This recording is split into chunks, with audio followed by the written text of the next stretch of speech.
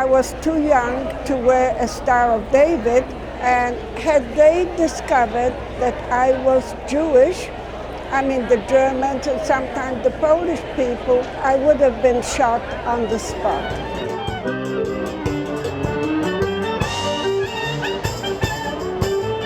My father, who worked in the area where Schindler took over the factory, well, he was hired as one of the first Jews that Schindler hired. My father would ask him to hire one of us, my brother, and then my older brother first, and then me. My piece was stones, and the inspiration behind it was Leon Layston's survivor testimony. He's talked about when he was little, living in his town, Narevka, he would play with stones in the village, and then the stones just seemed to play a big part in his life up to the time when it came that Oskar Schindler had died, and all of the people on Schindler's List walked by his grave and laid the stone. We asked for and received a savior named Schindler, who kept us alive, a great kindness in a mad world. 5 of us survived the war, and I was the youngest in my family, simply blind luck. I survived 6 death camps. I lost my whole family, and I want to make sure that it doesn't happen again. The inspiration for my piece was Zelda Gordon and her journey that she encountered despite all her struggles. To be in an event like this and interact with survivors is a dream come true. It's a once-in-a-lifetime chance. And for me, I'm very interested in the Holocaust, and being here today is very special to me, to meet these survivors and learn their stories, and it's very meaningful to me. The first place art in the middle school division was created by Rayanne Goodry-Smith from Southlake Middle School. The inspiration of my piece was the testimony of Rose Torrin.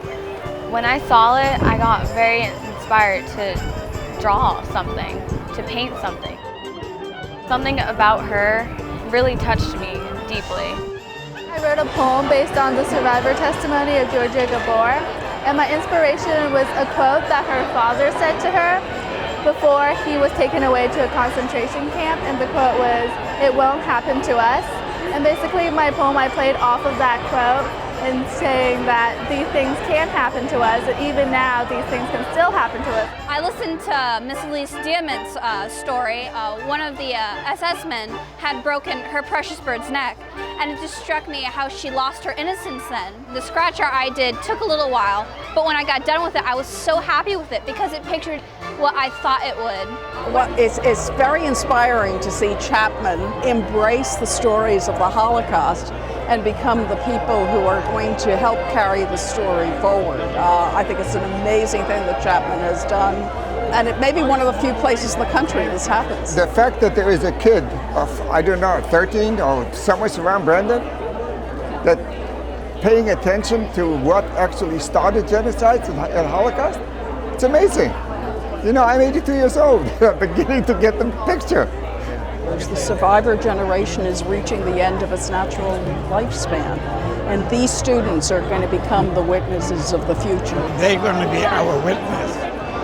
They have a chance to talk to survivors who lived through the horrible times. It's hard to imagine that human beings can do such cruel things to each other, and I think that it's really important to remember the Holocaust and to keep its memories alive so that we don't do it again.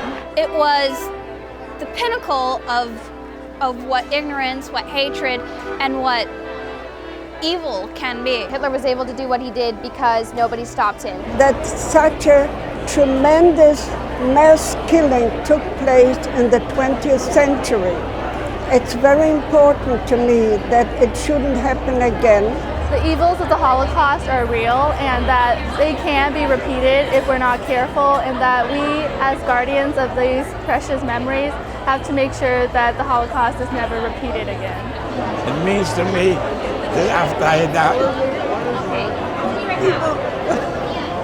they will still remember what happened. And hopefully they would be more alert.